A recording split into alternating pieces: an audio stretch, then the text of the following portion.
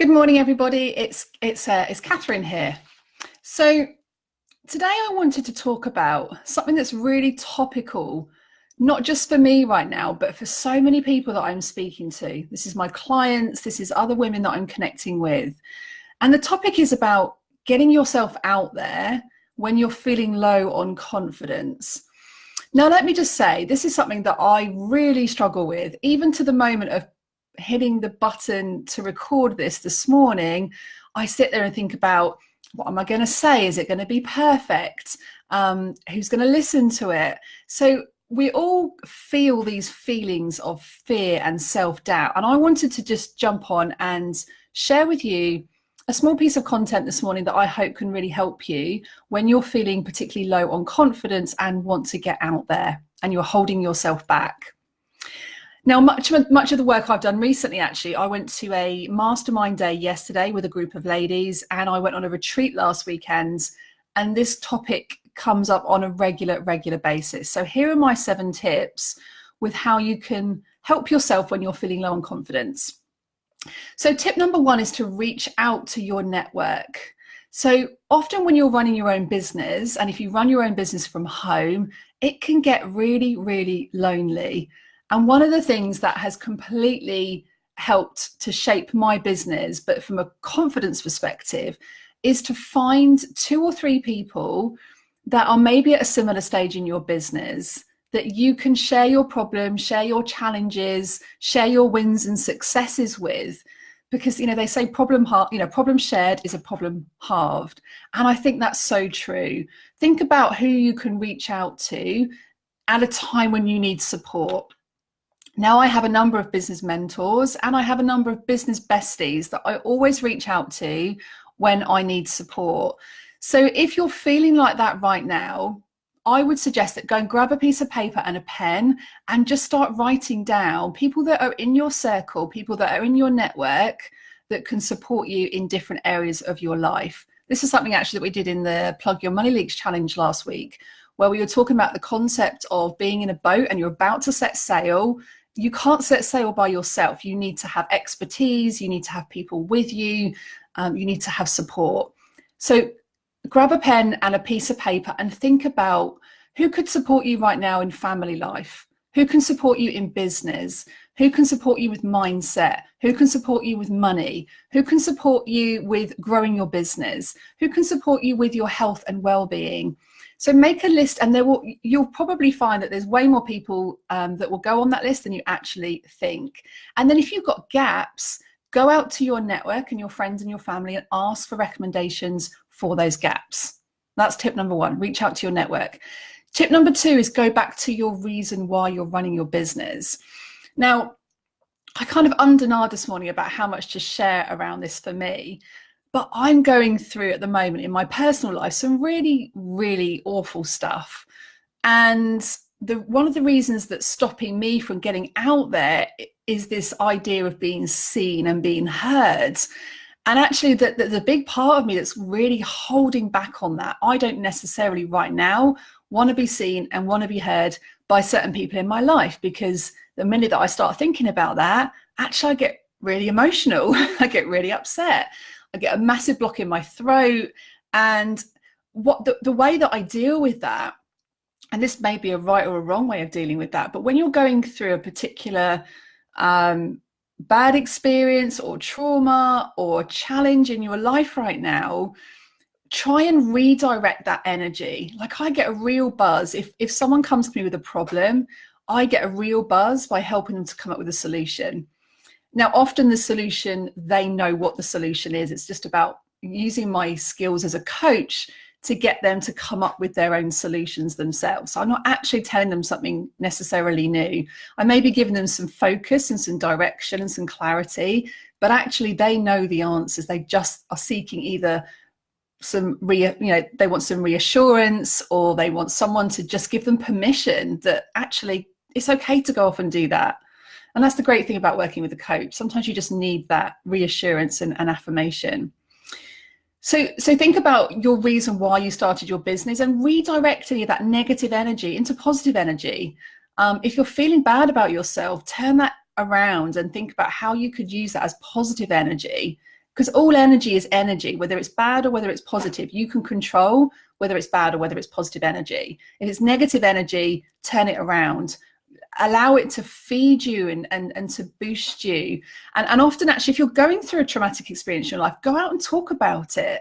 Go out and talk about what that is helping you to learn about yourself. Go out and talk about what challenges that's creating for yourself. Think about how many pieces of content that you could create by just talking about what's difficult for you right now. And actually, that's going to really help to serve your audience, because the likelihood is your audience are going to be feeling exactly the same challenges that you're feeling. Tip number 3 is to share those vulnerabilities. So for any of you that watched Jessie Nelson's documentary 2 nights ago, she's in Little Mix, and the program was called Odd One Out. And I watched it last night, and I can tell you, I think I cried probably halfway through it, like for half of the program. It physically made me feel so sick, because what she was talking about was sharing her story as to how she was bullied and trolled when she first won on X Factor. She dreamt all of her life to be in a girl band, and then the minute she got in it, she didn't want to be in it, because she just had people trolling her and telling her how ugly she was and how fat she was. Like, oh gosh, like I get really emotional just talking about it, because I felt like that when I was at school. I was really badly bullied at school. I used to stand at the bus stop in the mornings. I don't think I've ever shared this, actually. God, pull myself together. What am I doing? Turn this negative energy into positive energy. But I used to stand at the bus in the mornings. I used to get spat at in my hair. They used to sit behind me on the bus, and they used to throw orange juice in my hair. They used to write horrible things all over my work on the walls. It was just awful. And like the fact that I'm getting emotional just shows that it stuck with me for all of these years. It's still stuck with me now. Now, social media I think is a really positive thing in our society right now. But from a bullying perspective, like, it just never stops. If someone's being trolled, they can't switch that off. And that's a fear that I always have for my own children, for my 2 boys growing up, is that, it's really important to educate kids about bullies and cyberbullying and the effect it can have on people. And what I would say is what Jessie did on this documentary is she really shared her vulnerability. She shared her pain. She shared the story about how she basically took an overdose of tablets because she just felt she couldn't cope anymore. So I think it's really important that if you're feeling low on confidence, which can often turn into depression and anxiety and these sorts of emotions, is reach out for support, but share those vulnerabilities, because often by sharing your pain, you're helping others. And that's I think is really important to talk about. The 4th thing I would say is don't compare yourself to others. Like, it's so easy, isn't it, to say or to think, well, this person I've been following on social media, they're gaining loads of clients, they're earning 10 grand a month in their business, and I'm just starting out and I don't have any clients and I'm not earning that kind of money. Like, take all the positives by comparing yourself, but don't compare yourself. Use them as aspirations as to maybe where you want to be. But don't compare yourself to others. Compare yourself to where you were yesterday.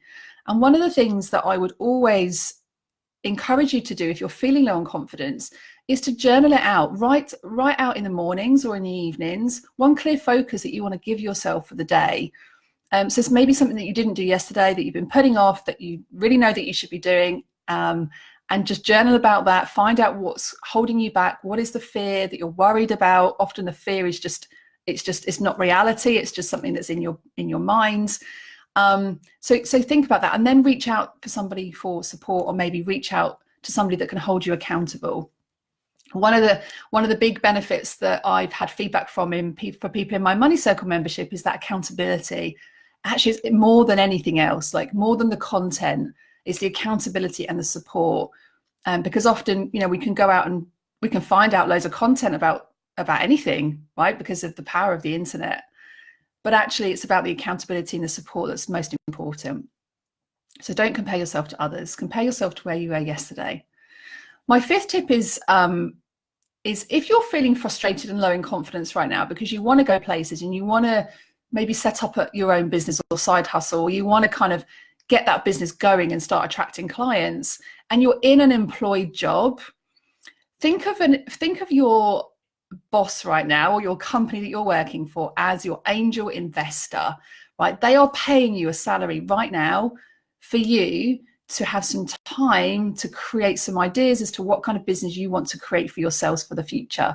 I had 2 conversations this week with 2 female financial advisors who are very unhappy in their jobs, and want to set up their own businesses. And one of the things that really helped me when I was in that position is to think about your employer in a different way. If you're not happy right now and you want to set up your own business, think of them as your angel investor, right? They're investing in you by paying you that salary right now so that you can then start creating the life that you deserve and the life that you want.